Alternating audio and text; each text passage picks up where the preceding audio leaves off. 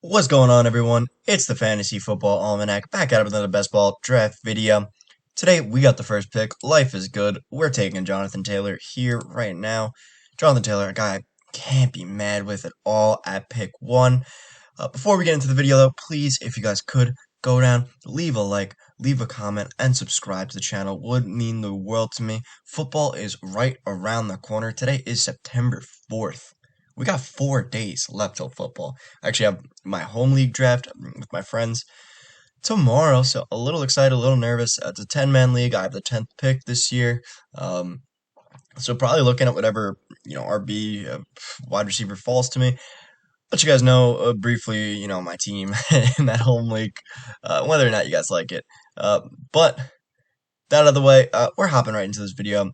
First pick, always great, because now, I mean, at 24 and 25, there's potential we can get somebody like a Mark Andrews, potentially we can get Tyreek Hill, potentially we can get Leonard Fournette. There's a lot of guys here I like. I think the one problem with the first pick is it's hard to really create a unique team combination unless you reach. Maybe I could take a guy like Cortland Sutton because Sutton's a guy who's pretty much never taken in this range. So we do create more of a unique team combination and just kind of reach on a dude at this point.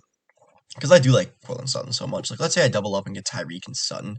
It's a team combination I'm sure not that many players have. So we're going to go for it here. Devonte Adams coming off the board at pick 4. A little bit crazy. What the heck is going on?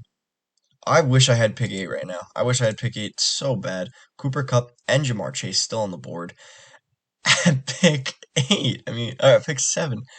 That's wild to me. Usually never happens. I mean, Eckler went high. Devonte went high. Dalvin Cook went high.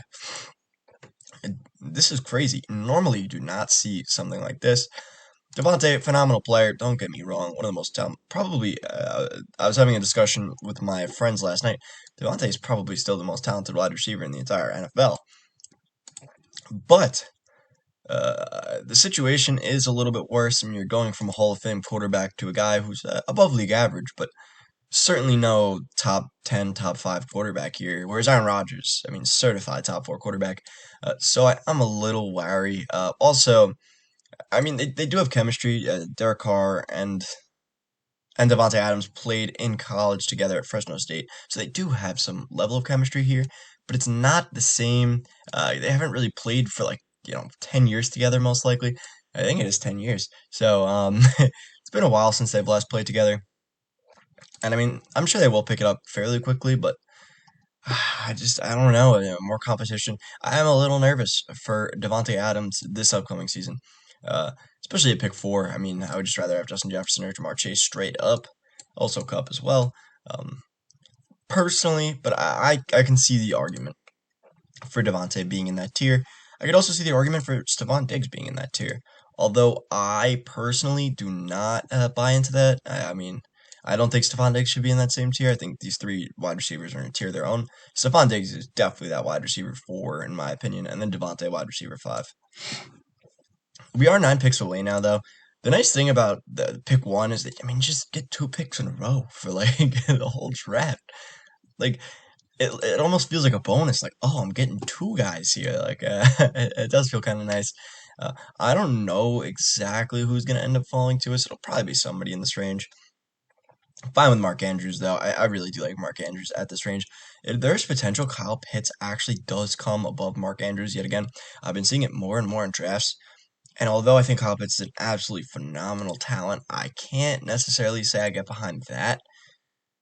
But I think I think it's fair. I think it's like fair to say something like that.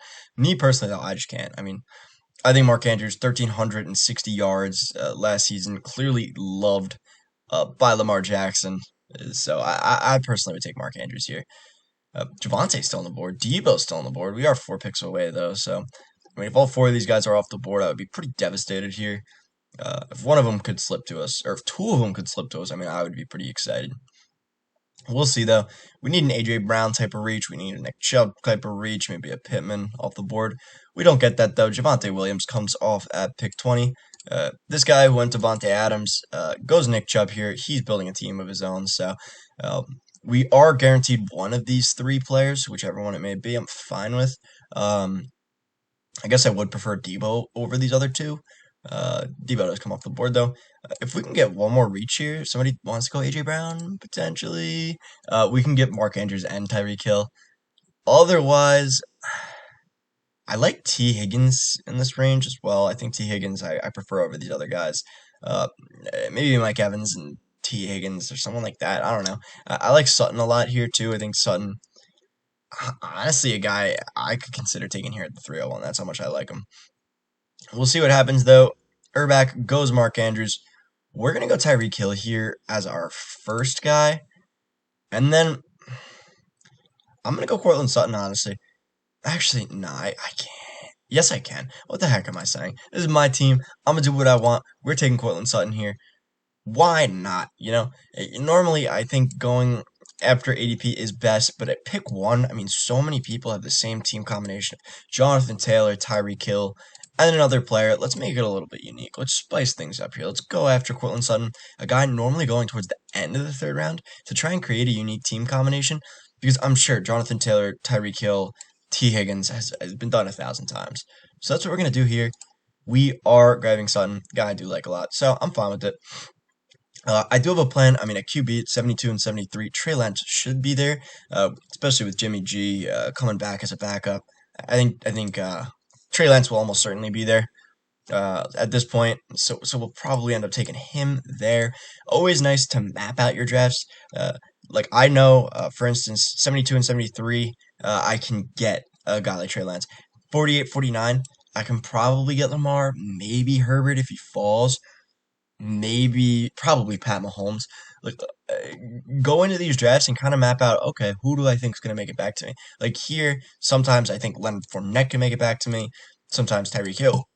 But a lot of times it's going to be these wide receivers, maybe Mark Andrews making it back to us here. So kind of map that out and do the math on it, and you'll be able to get a lot better drafts because you'll kind of have an idea of who's going where. Like I know I can afford to wait for another round at running back here because I know I can probably get Breece Hall here. Potentially, I could take David Montgomery at 72, Chase Evans at 72, so I know I can afford to wait at running back where these wide receivers start flying off the board. At 48 and 49, though, probably looking at somebody like Juju and Deontay. I think that's a great pairing. George Kittle could be in consideration as well. George Kittle, a guy I really like. I've been trying to stack George Kittle and Trey Lance a ton, an absolute ton this season. Both 1C positions that really can matter and affect your team. So that's why I kind of am targeting that more. We do have some really, really good wide receiver talent here, though. Tyreek Hill and Cortland Sutton. I mean, Tyreek Hill, ranting and raving. The beat reporters are in training camp. They really, really like Tyreek Hill here. I can't say I blame him. It's Tyreek Hill, one of the most dynamic wide receivers in the entire league, and a guy that has league-winning upside, a guy who can drop 50 points in a game. So that's kind of why I like pairing up Tyreek Hill, or getting Tyreek Hill, more than I otherwise did. I think he is kind of a value where he's going right now. One of the most talented wide receivers in the entire league. Tua, question marks on question marks, but Jalen Waddle, so speedy. I think this Dolphins offense is going to be pretty. It's hard for the Dolphins offense to be bad. Like, the only way the Dolphins are bad is if Tua stinks. That's the only way. And it's possible. Tua can stink, but he's going into the third year. He has it all laid out for him. Everything. So if Tua somehow fails, that's on him. Don't think he will, though. It is possible he does. We got James Conner still on the board. Don't think he's going to fall here. I mean, it's pretty much impossible, but it would be pretty cool if we got some ridiculous value like that. Again, don't think it's going to happen, though. But James Conner, a guy I like a little bit ahead of ADP. I think I would prefer him over Nick Chubb, straight up. I think just because James Conner has a higher ceiling. I mean, we do see his receiving totals from last season. He does have pretty good receiving totals. And half of this was with Chase Evans, and now Chase Evans gone. Sure, yes, he did have a lot of touchdown. He is due for touchdown regression. There's no doubt in my mind about that. But going from 18 touchdowns to 10, you're still getting a really, really fine running back there. In a Cardinals offense that should be pretty good. I'm a little nervous with Cardinals sometimes. Kyler Murray, not really doing his studying, but phenomenal quarterback, very, very talented. In terms of raw talent, he's insanely talented.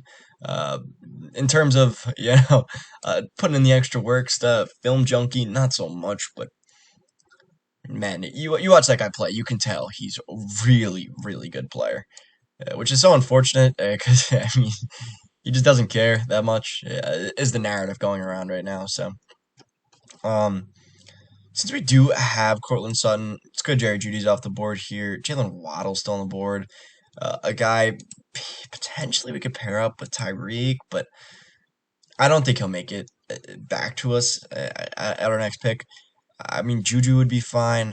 I think I'm gonna wait, and we're gonna rock a hero RB strategy. I think hero RB is probably the best course of action in a draft like this because we do have Jonathan Taylor. And that's what's so nice about getting Jonathan Taylor. It's like you can ride with him, just him, and stack your wide receivers, which is what I'm going to be doing here. I might even go George Kittle because I do like George Kittle a lot.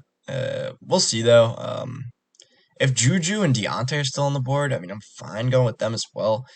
It would get a little dicey though at the next round, but our wide receiver room will be insane if we get Juju and Deontay. I just I can't really justify it honestly. I can't justify taking both. Nah, yes I can. I'm taking both. I'm freaking taking both. We're getting Deontay. We are getting Juju. We're gonna have an insane wide receiver core here. This wide receiver core is absolutely ridiculous. It stinks passing on Kittle here. It really does. It pains me. I was potentially considering either Schultz or Edmonds here. I think or Lazard even. There's so many players I like in this range. Like these four players all in a row are all guys I absolutely love this upcoming season. Uh, so I was thinking with the potential that I can get Trey Lance and Dalton Schultz in the next round, or Lazard or Chase Edmonds. It's just so tough. There's so many good players here. I really like all these players. So we'll see what happens though. We'll see how value ends up falling to us. Uh, George Kittle does come off the board here. Um, but yeah, we will see. I'm not really too sure. But starting a team off with four great wide receivers, I mean, we don't have to worry about wide receiver for the rest of the draft. So it's going to pain me passing on Lazard most likely, but I will most likely be passing on Lazard. I could even pass on quarterback here and go double up a running back with David Montgomery and Chase Edmonds or someone like that. Wow, there's just so much. There's so much talent on the board. This is why drafting from the 101 is so nice too. I think it's probably my favorite position to draft from. It just feels so good. I'd say the 101. Let me know down in the comments below. Actually, would you guys? What's your favorite position to draft from? Because I know it's probably different for everyone. But my favorites for this season are the 101. I like the 105 a lot because you can get some pretty nice value falling to you, like a Saquon Barkley and Alvin Kamara still. I like drafting from the 112. I think the 12th pick is actually really strong because you can get Joe Mixon and Saquon Barkley, Joe Mixon and Alvin Kamara, and you could double up on running backs, and then the wide receivers here are still absolutely fine. I mean, Allen Robinson, Hollywood, you can go Jalen Waddle. There's so many good wide receivers in this range, and you can start with two absolutely ridiculous running backs. So that's why I do like starting from the 12th or the 11th spot. I think the worst position, in my opinion, drafting this year is the ninth pick or the eighth pick. Just not a fan personally of drafting from there. I feel like the teams I get, I'm like, not all that great.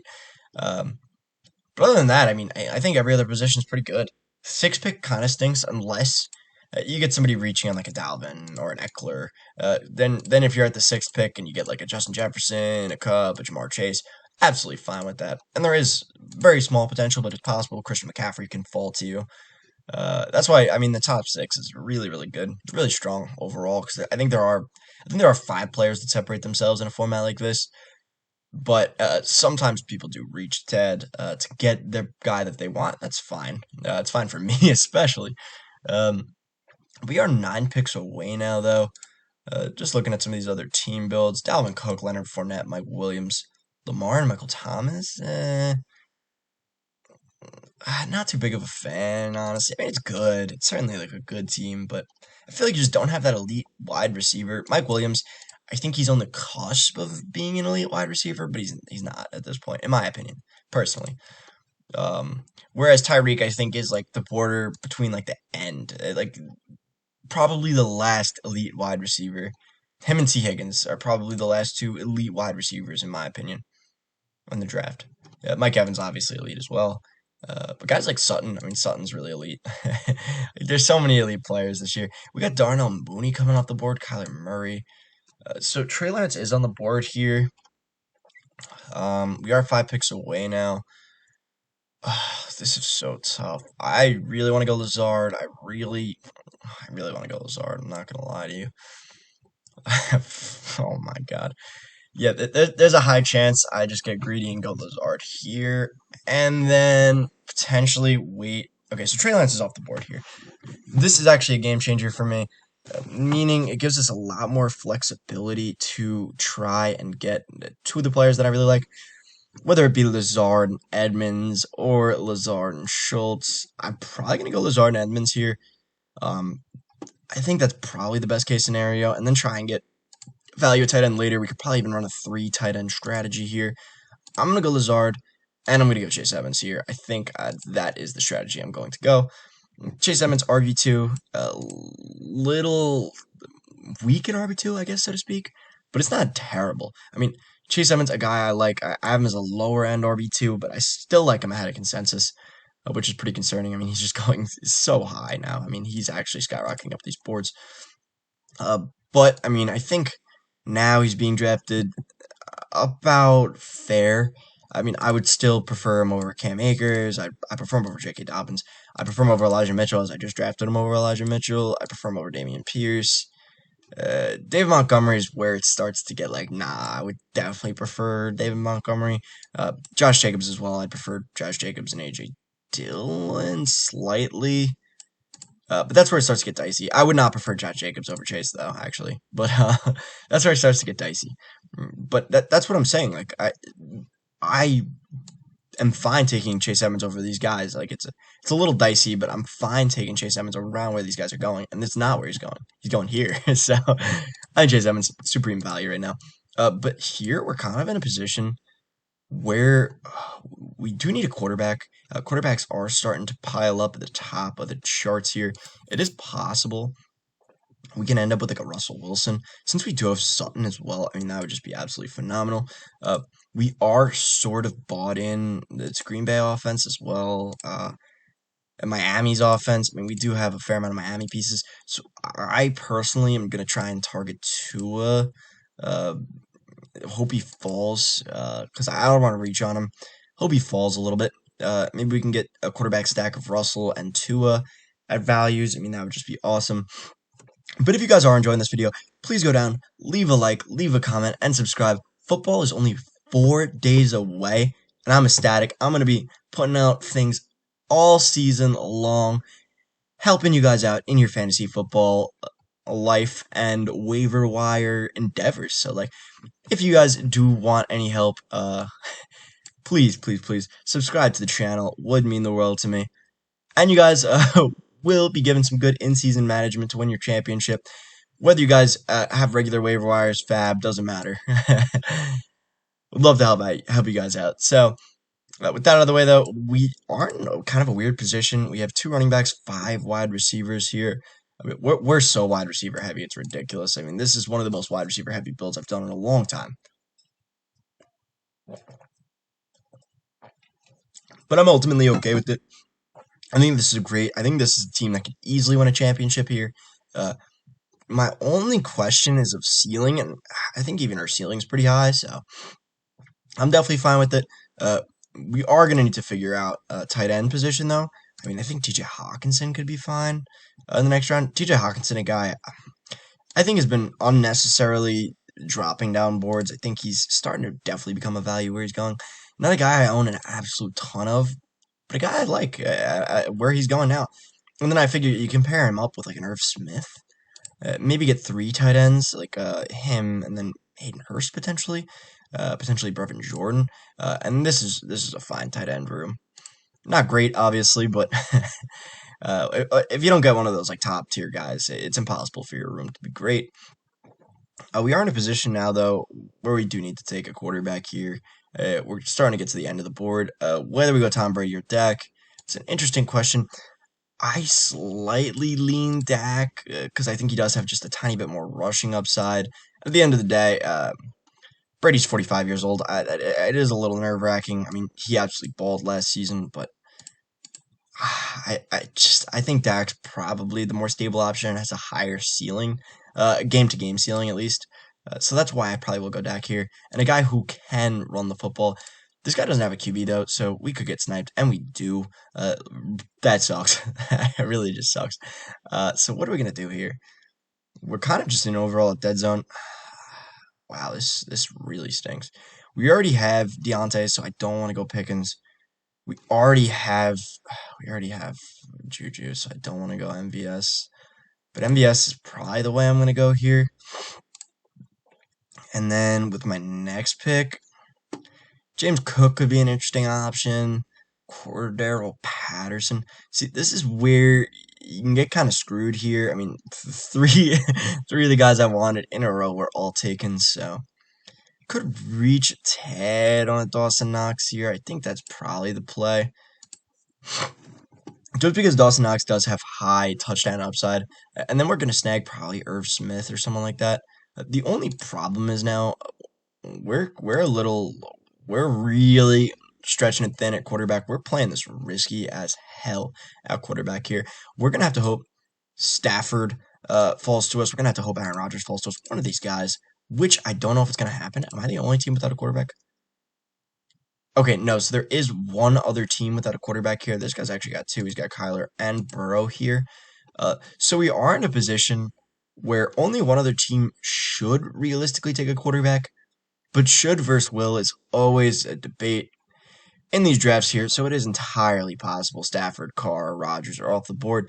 If that's the case, I mean, we're probably going to need to snag value with a Cole Kmet. We're probably going to need to snag value, grab a Romeo Dobbs, and just really stretch thin at quarterback here. Because if we do get Cole Kmet, we would only have to take two tight ends. It would be a painful tight end room, but we still would only have to take two tight ends.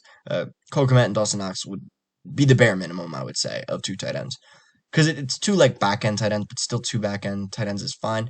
And then probably we're gonna need to start three quarterbacks. Uh, Whoever we end up getting, we'll figure it out. But I think three quarterbacks almost has to be the strategy here, unless we can get one of these top guys. Because I'm fine getting. I mean, even then though, I think getting three quarterbacks could be just like a move in general. Pick up like a Stafford or a Rodgers, and then like a Fields for that rushing upside, and then because Tua doesn't have the rushing upside that much. So maybe we'll see, but I think Tua is pretty much a necessity on our team because of how exposed we are to this Miami offense. So we'll see. We'll see who makes it back to us. We are now 12 picks away, so there's a lot that can happen in 12 picks. I imagine at least one more of these quarterbacks will be off the board. If Rodgers gets to us, though, I would be fine with it because we do have Lazard here. And getting that stack at a value, both picks at a value, I mean, I think that's really, really good. I could also even see myself doubling up at quarterbacks here and taking Aaron Rodgers and Stafford. Although the ceiling isn't the highest with those guys, I mean, they don't provide rushing upside in the slightest. I think that's just barely a passable quarterback room here. And if that's the case, I'll take that. I'm not happy about it, but I think it's fine. And then we could even go with Tua potentially in the next round. I don't think Stafford's going to make it back to us, though. We also need to figure it out at running back here.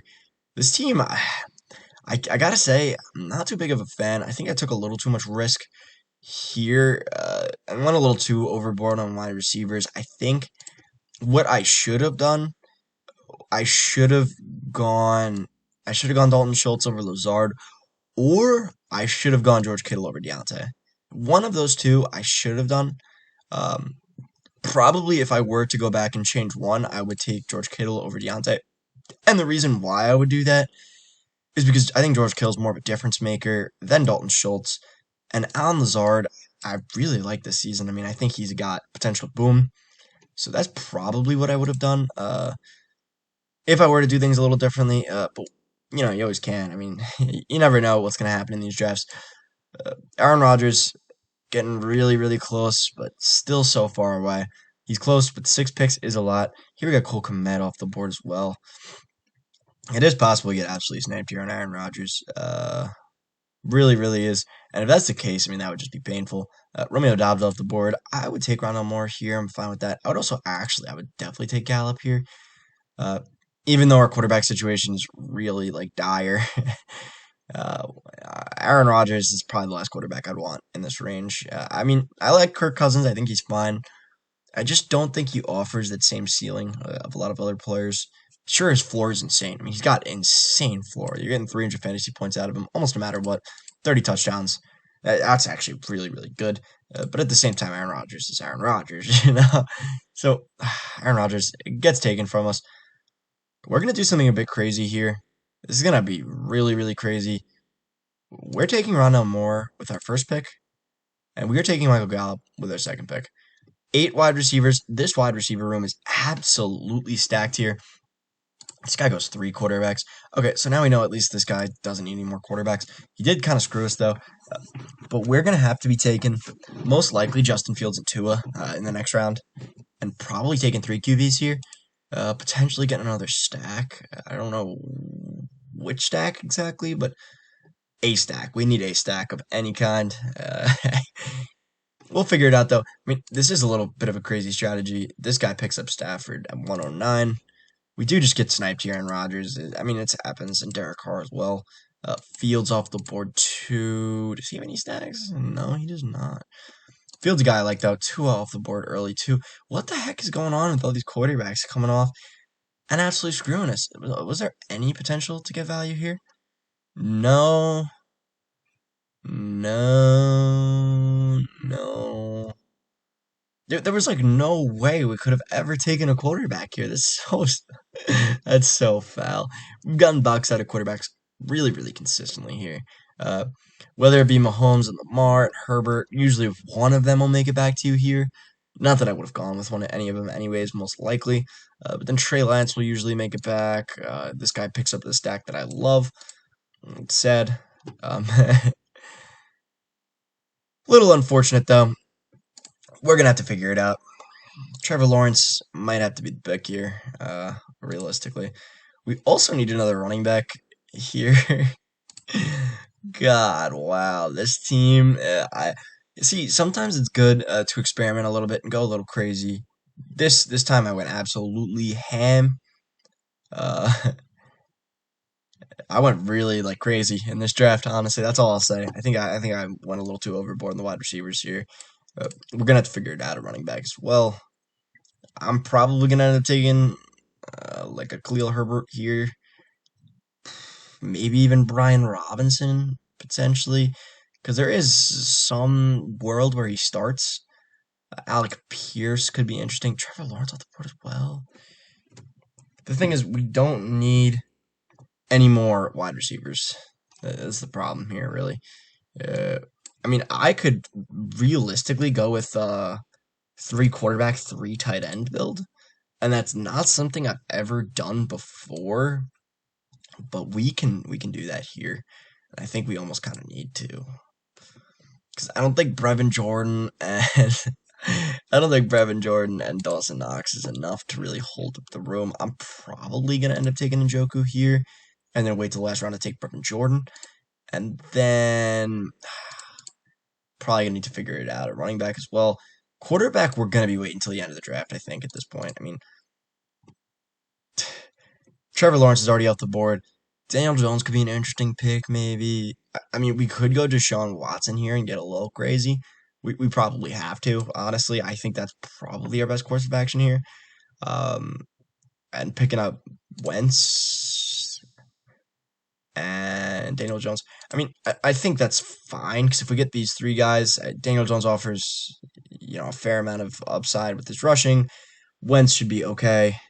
And then Watson will have that potential to explode at the end of the season when we need him most. So that's kind of the way I'm about to structure this quarterback room. Kind of just de facto, ridiculously crazy quarterback room. But not a quarterback room I'm putting together normally, but the quarterback room that we need right now. So that's what we're going to do. I'm going to pick up probably Algier and Njoku here, I think. I think that's fair. Not too big of a fan of Pacheco. I think the hype's gotten a little too much. Yes, he's on the roster, but there's also 4 of the running backs on the roster. So we are about to make our pick here. I'm going to go with Algier, I think. Yeah, we're going to take Algier because, I mean, he could win the job, and if he does, that'd be awesome. Or if Patterson goes down, then the job's locked. Whereas Pacheco, we don't know what the job's going to be no matter what. Even if Clyde goes down, I mean, we don't know if he's running back 2. We don't know if he's running back 3. And then we are going to go Njoku here. Njoku, a guy I do like. And if we are picking up Njoku, it would be nice to have that stack of Njoku and Watson. So we do round out our tight end room a bit. We do get a little bit more clarity in our RB situation. Still not absolutely great, but something we're going to have to figure out. We may have to... Oh, no, we don't actually.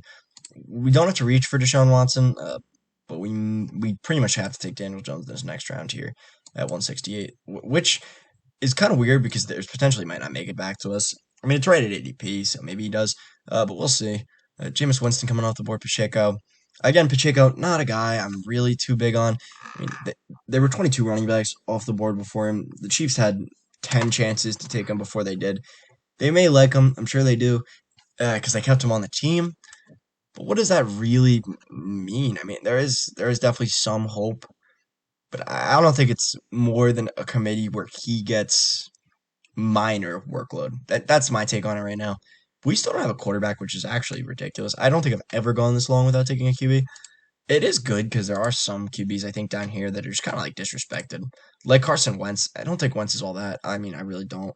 But at the same time, this is a guy who can get 5 rushing touchdowns, which is all you really need. 265 fantasy points, not that much, but I mean, between him getting 265 and Kirk getting 300, really not too huge of a deal. Wandell coming up the board as well, 152. KJ Osborne, 153. Wandell, a guy I do like. I think he does have potential to be the wide receiver 2 in this offense. KJ Osborne, wide receiver 3 in his offense, but Adam Thielen's an old man at this point. Guy's an elder. I mean, he's 32 years old. And in the fantasy football world, in the regular football world, that is pretty bad here. I mean, that's old. Rumors are coming out saying, or not rumors, people from the beat reporters are saying, oh, he looks like the Adam Thielen of old. No, he doesn't. There's no way he looks like the Adam Thielen of old. There's no way he looks like 25-year-old Adam Thielen. This is not possible. That's not how age works. So I'm thinking, I'm kind of off on Thielen. I'm pretty ageist when it comes to fantasy football. I do think there does come a certain time when you get to that age threshold, and then that's it for you, and you're done. We do have Marvin Jones coming off the board. Another ancient man here. I mean, this is a guy, I think, 34 years old now.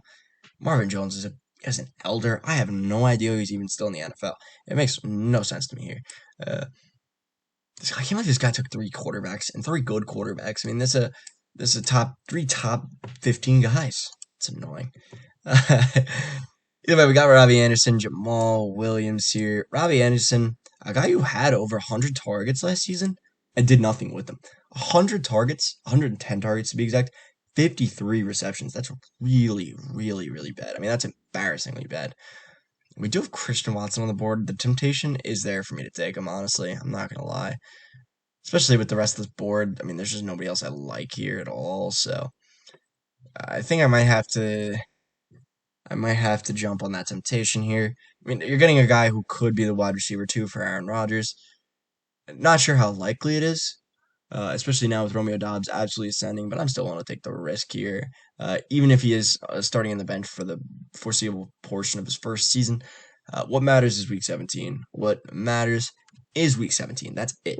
That's all that matters. Week 17, you can get through Week 17, you get a boom week, that's what matters. Christian Watson was drafted early in the second round. They traded up to get him. They clearly wanted him.